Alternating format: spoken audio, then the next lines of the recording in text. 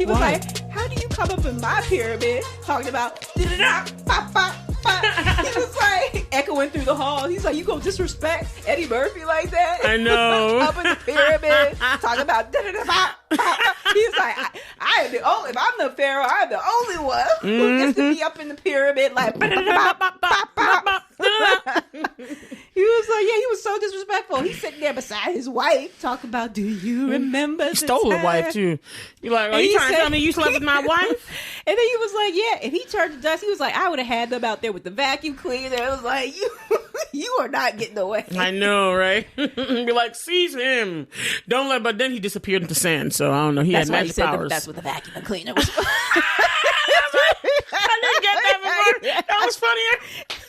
Be like, we're gonna vacuum all this sand. Let's see him get out of this one. From this. Let's see him turn himself back into a human. Oh, that was funny. The vacuum. It is. I gotta try to find it though. Like, oh man, because there was a Twitter thread. I'll try to find it and oh god, that was so funny. and send it to you because it's hilarious. Oh, man, it's a long thread and it's just hilarious. All of it. Oh my god, Twitter sometimes is interesting. You know what I mean? Yeah, it's oh my gosh, fire. Are we talking? Are we recording? Yeah, girl. Oh no! What? You know what? I was always looking right there to see, and I did not know. Hey everybody, what's up? That's how she be doing me, y'all. Blind side. This is left side. Strong side. Left side. Strong side. Y'all hear us joking about how long have we been joking like this? Remember the Titans. I'm talking about like Michael Jackson. So y'all, I was doing like an impression of Elvis doing the whipping nay nay, and then we're like, I thought you were doing a Michael Jackson impression. I was doing Elvis at first, and then I switched to Michael Jackson. Okay, gotcha. Be like, I'll do the whip and do the nay nay. Hey, hey. Now watch me bob, bob, bob, bob. Or was that Cher? I don't know. Oh, you know what? Now that you mention it, it is a little bit similar. Because you know everyone's, do you believe in life after love? After love, after love, I can feel some hand inside me say, I really don't think you're strong enough. No. Anyway, hi everybody. What's up? What's up? This your girl, Triple F Queen Bola. And it's your girl, no tagline, Whitney on the Mizza. And we've got a bonus episode for you. A bonus one. A mini one for today. We're not going to talk as long. Technically, this is just the second episode for you guys because Black Love was technically the bonus episode because it was a Monday drop. Oh, yeah. So this is, but y'all getting 2 episodes on one day, y'all. Hey. Because it's near the end of the month and it's like, we need to get these Black History Month episodes in there because we doing 3 because it's Black History Month and we black and black. We got history. That's right. That's right. Anyway, guys, so we decided to do something special this time, and we took a little trippy trip. That's right. We wanted to get some education this year. So we were like, we're not going to be doing too much of the Black pain stuff. We're going to be doing some Black future, some Black elevation. Black and so, excellence. Exactly. Poppling, crackling, you know, Snapple poppikins. So poppikins. Anyway, so we went to the Ruth E. Carter Afrofuturism exhibit at the Taubman Museum of Fine Art in Roanoke, Virginia. Let me just make it technically. Ruth E. Carter, Afrofuturism in Costume Design. Okay, sorry. Yes, that's the full name. Whitney as she usually does, this is my little fact checker. Make sure you guys find the right one. Find the right one. Exactly. As well as the Taubman Museum of Art in Roanoke, Virginia. Yes, and we took an excursion, y'all. We took an excursion. 3-hour excursion. Took an excursion. We do it for the vine. I ain't gonna do it. Do it for the vine. We do it for the culture. For the culture. 3 hours for y'all. Well, no, 6 hours for y'all because it was 3 hours there and 3 hours back. Whitney was a trooper, and also because she don't like nobody to drive her car. But she drove both ways, y'all, in the same day, y'all. Yeah, give it up for Whitney. Type A about driving, y'all. But it was an awesome exhibit, you guys. We had like a wonderful time, and we have to shout out to Miss Sunny, who is the marketing director. Sunny Nelson, that's her full name, and she's the marketing director of that museum, and she was the most sweetest, kindest person to us. She gave us free tickets, and then she made herself available to us. She gave us all this like new information. She gave us a tour. and like was just available to us. And she gave us an interview, and she really enriched our experience. We had fun laughing with her. Gave us some food places to recommend, and she was just amazing. Did. Well, actually, to give credit to Bola actually came up with the restaurant like options. Yeah. And we kind of decided on a restaurant called Sidecar. Sidecar, yes. Which was awesome. But when we like went to when Bola was checking on it, there were no like reservations available for that day at all. So pretty popular apparently. So we were like, okay, so we just roll up and see if like we can just like wait. We rolled up. So we asked like Sunny, we're like, hey, so we're going for dinner afterward, and she was like, oh, where are you going? We're like Sidecar, but we don't know if they're open. So she's like, so we were considering like maybe going to the hotel. What was the hotel? I don't even remember. I can't remember. But she was like, Sunny was like, definitely Sidecar. She did give us an option if Sidecar wasn't available. I think it was like Fortunato's Italian restaurant or something. Yeah. But I'm glad because Sidecar was awesome. It was. Y'all, I tried some rabbit, and I have to shout out to, I think his name was Mark. What's his name, Mark? I was counting on you to, no, it wasn't Jack. Damn. I know, right? It was a couple weeks ago. Anyway, but he was the assistant manager at Sidecar. He was also the bartender. He was very handsome and cute, but very taken and happy with his little 2 children. We were also shouting out, but he was amazing. He was. He was an excellent bartender. I just want to say that he was awesome, and I have to shout him out. But we also have to shout out Sidecar because the food was excellent. Y'all, I tried some rabbit. I got adventurous with my meats, okay? That's something. You know, well, maybe not for an African because I do eat other meats. But I never tried some rabbit before, and it tasted like what? Like chicken. Like chicken. But we had a good time there, so I just want to make sure we shout them out in Roanoke. Stuff. And it was like really good. And I agree with you because you said this while we were on the trip, but like you're like, we ended up sitting at the bar because they didn't have any like regular like at the seats available, so we were like just on the list to see awesome, what was honestly. And we felt like I remember you saying that like you were glad that we had to actually end up sitting at the bar because this experience was that much better because we were like chatting with I still feel like his name is Jack. I don't know, girl. I don't know. You know what? Assistant Manager Jack, I think. Why don't you talk to the peeps while I go and see if I can find a receipt? Oh my gosh, no! Okay. Never mind. We'll get it right. I'm sorry I forgot your name, my friend, but you know who you are. You're the assistant manager of Sidecar.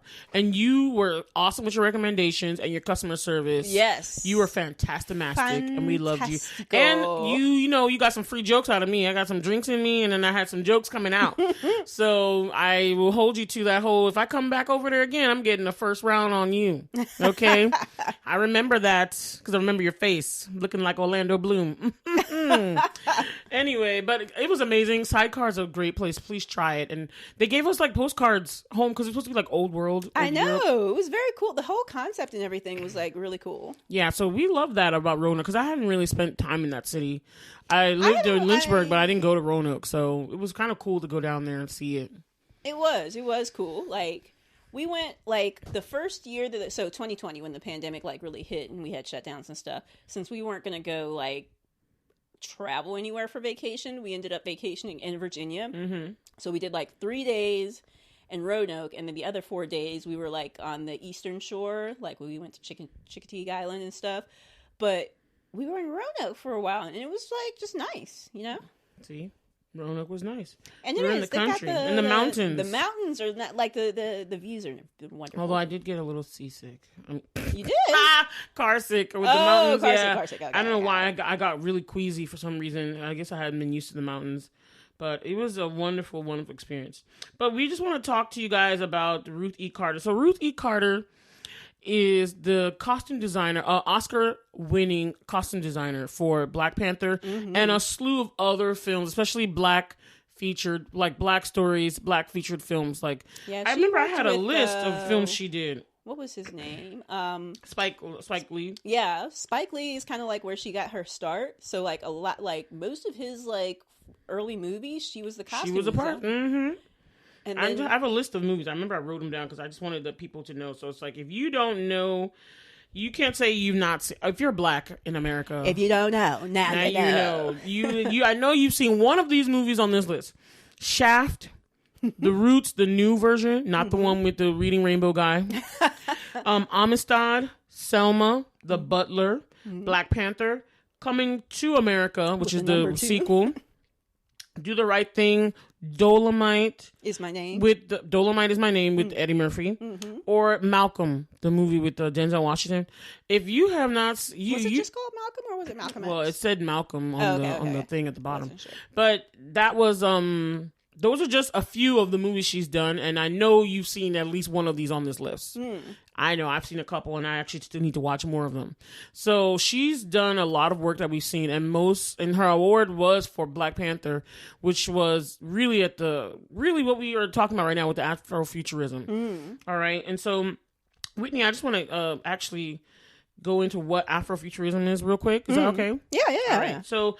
We wanted to know, because this word has been thrown around a lot. It's a buzzword, really. Because I was like, what is Afrofuturism? Yeah, because I didn't know I either. want to see what it's it is. Like one of those words you hear all the time, but you're like, what actually is it? Exactly. Yeah. And then so she defines it here in the in the context of what she does, which is costume design. But Ruth E. Carter describes Afrofuturism as the African culture and diaspora using technology and intertwining it with imagination, self-expression, and an entrepreneurial spirit.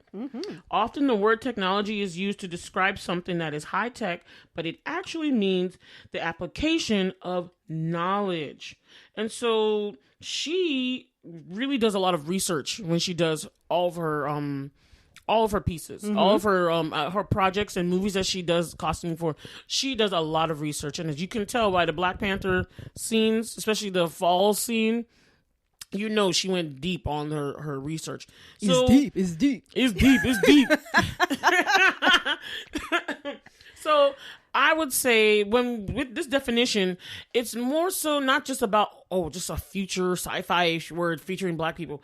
It's really about applying that knowledge into the crafting of the new thing you're making, the new technology. You know what I mean? It's like, she says it's about self-expression, and it's not always high tech. It's really the application of knowledge. And I've really latched on to that particular phrase because she's applying that knowledge she learned, and uses it to make something new and enhance that thing. And I thought you could see it in the clothes she made. It was beautiful. And just to give you guys an example of the application of knowledge, some of the pieces, she worked with people who did 3D printing to accomplish some of the things. So that's taking this kind of futuristic technology or newer technology and applying it in her costume design to elevate or create things that it would have been really difficult to do if not for that application of that knowledge and technology. And I know that now it's also Afrofuturism is about expanding what we see Black people are doing, looking towards the future, taking these representations and things we have now and elevating them, whether it is through the 3D design or through the costuming. Because I know there's some artists that consider themselves Afrofuturistic artists, and they work with Legos or they do some other stuff. Ooh. And so just look out for this word, keep looking at it, keep researching on what you see about it. I'm really kind of excited about what this word is going to be evolving to in the future. You know, I don't know. It's something that we wanted to highlight for Black History Month because it's it's a new thing, and it's a new plane for Black people, I think, and it's a positive one. It's something that's part of our culture now, and I feel like we have more to see with this coming up. When you said part of our culture, I thought of part of your world. Oh my goodness. I want to be no people are. No singing. This is a mini pod. Yes. Always singing. That song is way too long. That is our guarantee to our podcast listeners. Every episode you get a song. Whitney, let's go back to want to see them dancing. This has nothing to do around with on the. Yes, it does, because they're about to have a Black Ariel in the Little Mermaid movie. Okay, I got you. I see. Nope. That I agree. See, I accepted you. Can I just say, can we just make new films, please? I would, but that's an aside. But I'm also interested to see what they do with it. I do agree with you. I'm tired. Little of the Mermaid remakes. is perfect. I'm just tired of the remakes of everything. You know what? Doing Snow There's White one again, thing that did was awesome. The Jungle Book, great. I heard Lion King sucked. I mean, it didn't suck, but it was not nearly as good as the original. It's there's a reason that you use animation for certain things, and it's because to like accentuate like expressions and stuff, and they made it like photorealistic, which is fine, but not well. No, it wasn't fine actually. It's weird to see them be photorealistic weird. and then the and voices then are coming out so emotive. Yeah, the voices are emoting so much. They had the mouth movement, but they didn't have the expressiveness of like the cartoons. So you couldn't believe it. You're just like, why are these animals just like talking? Deadpan. It's weird. Yeah, I didn't want to watch it anyway. I personally like Lion King 2 more. I love the music in that. I'm sorry. I actually can't remember Lion King 2. I know nobody talks about it but Lion King 2 was awesome. And that was my favorite. Kovu, like, come on now. Y'all know Deception, Disgrace. Y'all need to go watch Lion King 2. It's really good. People don't give that show some the credit it deserves. Anyway. Well, I think it's because, historically, this like sequels have not been the best. But it was so awesome. If you look at like Aladdin, well, actually, okay, Aladdin, the second one, I was actually fine, and I liked King of Thieves, actually, the third one.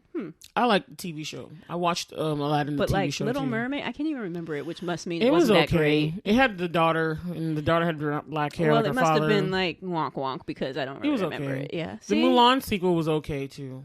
I never saw the Mulan sequel. It was like, bad. what are you going to do with it? It was about getting girls for all the friends now. Like, they were taking the princesses somewhere. And then they hooked up with the soldiers. So off from like the theme. It was really about taking the princesses movie. somewhere. Anyway, yeah. Can we get back to Afrofuturism? I'm sorry, yeah. Yeah, so we went and we went to this exhibit. And I'm not going to lie, one of the coolest things I thought about what they did with this exhibit was that they actually had like all the I guess the stands. Mm-hmm. Everything was like written, the titles for the movies were written in English and in Wakandan, and I thought that was so cool. Brilliant. Yeah And but actually, you guys, to give you just a preview, we're gonna two things, maybe three things, you guys. Yeah, so we're doing a different podcast setup right now. We're currently on a mobile podcast setup. We're still in the same place. We're still in my office, but we're using a Zoom PodTrack P4. So now we can be podcasting on the go, you guys. Yeah. It's going to be BlerdTalk on the go. BlerdTalk in your neighborhood, or BlerdTalk in your restaurant, BlerdTalk in your food. BlerdTalk at your festival. Yes, exactly. BlerdTalk.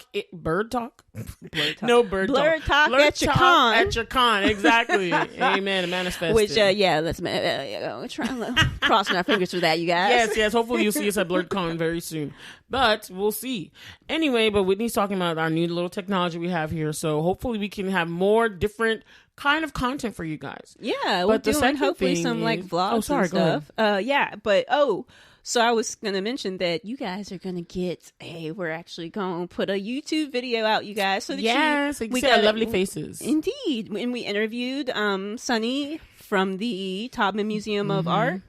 And so we're going to put that up. We're also going to do like a separate video that just goes more just so you guys can get some kind of like look at the costumes. We're probably not going to put them all on there, but I think what we're going to do is we're going to do like a little game. We'll have like a screen share.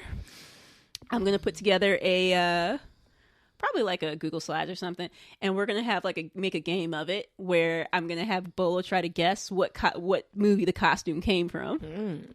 That'll be fun. So that should be fun. And when we get the website started eventually, we'll put like a little interactive thing so you guys can go on there and click and see like, oh, did I get it right? Can recognize. Yeah. But we have also a video that's going to be on our YouTube channel. So yes, guys, that YouTube channel is going to be popping very, very soon. We're going to have that up so that you can see this interview, and we're going to hopefully have you guys engage with us that way as well. So we're really excited about what this, and then you can learn more about our trip and what happens in the video.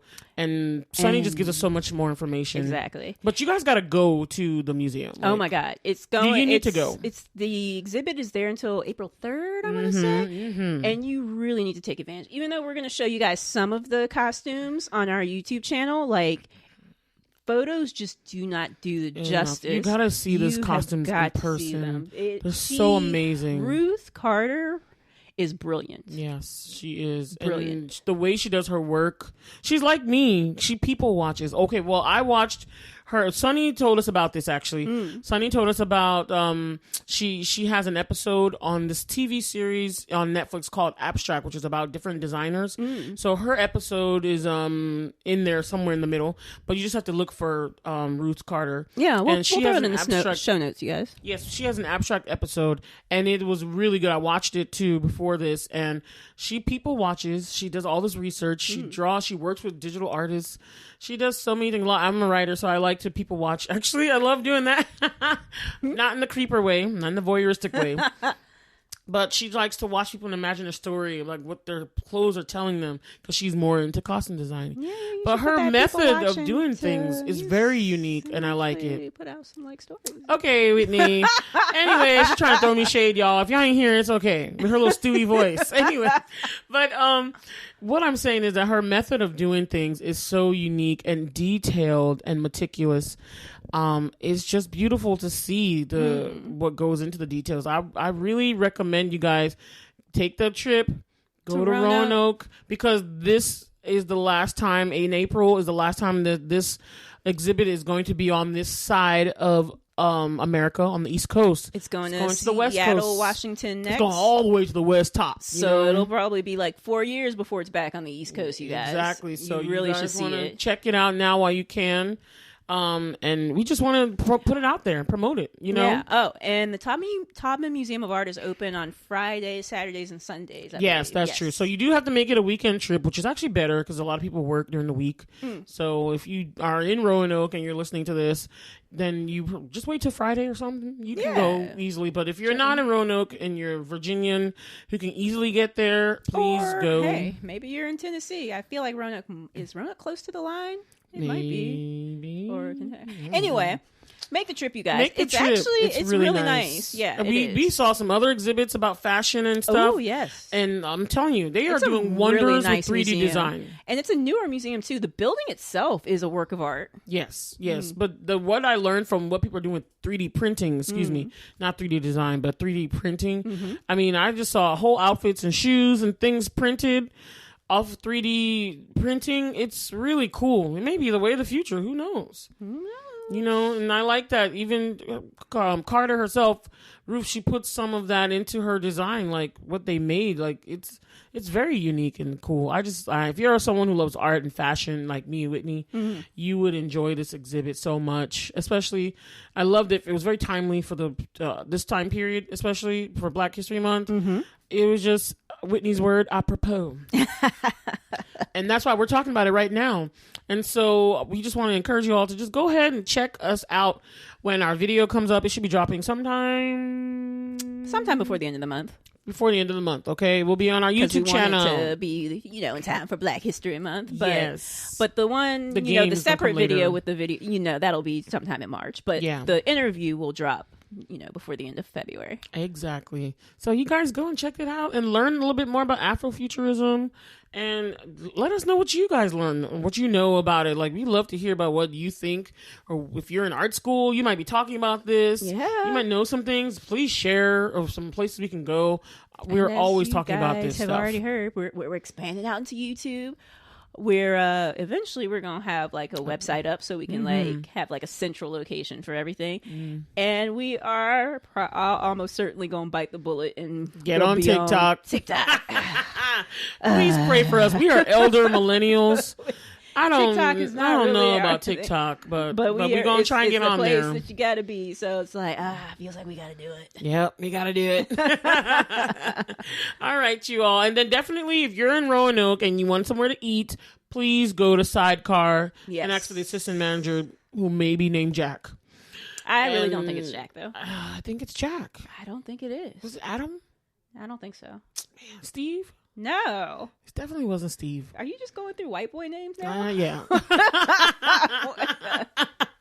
But Sidecar was amazing. The food was phenomenal. I enjoyed every little thing. I tried some foie gras lamb balls. Sorry, that doesn't exactly go. But because you said every little, and I just went with every little step you take. Oh, okay. We will be there every little move Whitney, you make. Let's stay on tax. I'm talking about foie gras lamb balls, and you're singing. Balls. Whitney! Anyway, the food was really, really spectacular. So we encourage you to go to the Taubman Museum and then go to Sidecar. There you go. Enjoy it. And there's parking right at the Tower Garage. Indeed. It's free before 4 o'clock. Okay, so if y'all roll up on the weekend before 4 and get it done, hey, free parking. Exactly. That always sounds good to me. And it's only $3 if you don't manage to do that. So still pretty affordable. Yeah, as opposed to some other places like DC and everywhere where you're like, do I have enough money for this parking?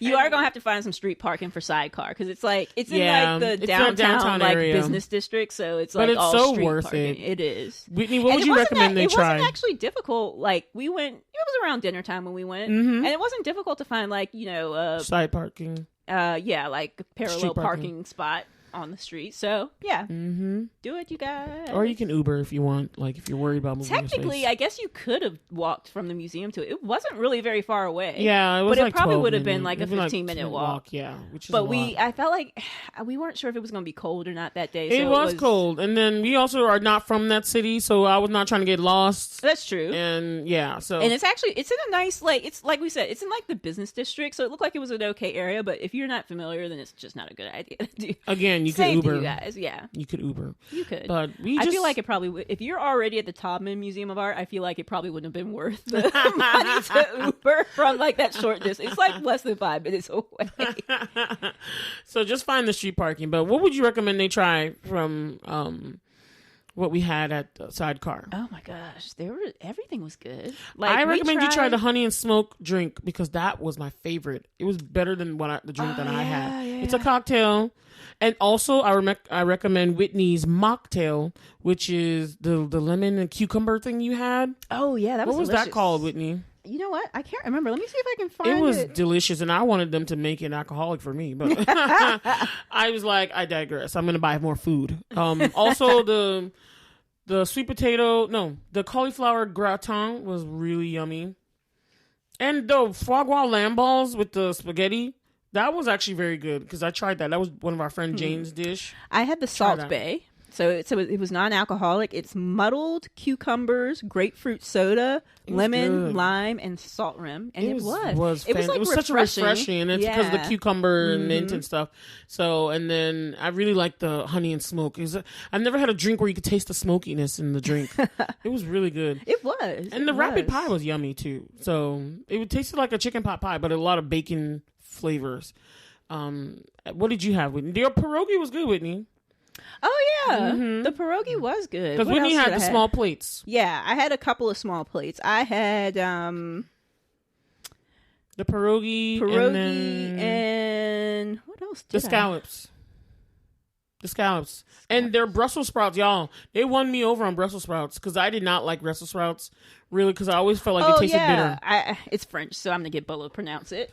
The scallop thing I had was called the Coquille Saint-Jean. Coquille Saint-Jacques. Yeah. Coquille Saint-Jacques. It was very good. Well, everything was good, actually. Yeah. Because we all sampled each other's food. Exactly. That's how we do do it. With friends. Make a trip, you guys. It's really fun. Pass, you guys. It was amazing. We give it how many glasses? 10 glasses. 10 glasses. On the museum, the exhibit, and the food at Sidecar. I concur.